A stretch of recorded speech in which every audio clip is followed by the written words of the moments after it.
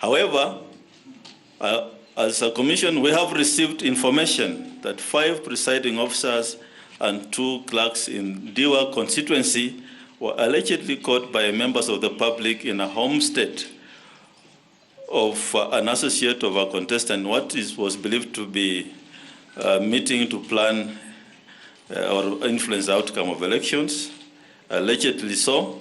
4 of the poll officials were arrested and recorded statements at Diwa police station, and as a result, the returning officer from Diwa constituency has dismissed the said 4 officials and replaced them with others.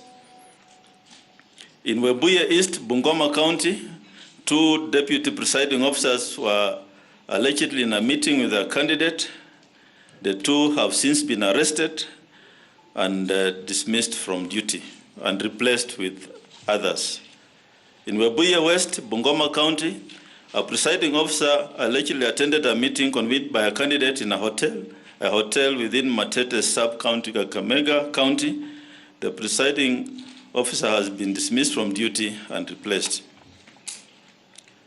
The Commission has also been informed of destruction of election materials in Chuka, Igambangombe, which were being transported from the IEBC warehouse in Chuka to Tharaka. We have since deployed our officers to liaise with the local police to review the incident, and we shall give a report on that.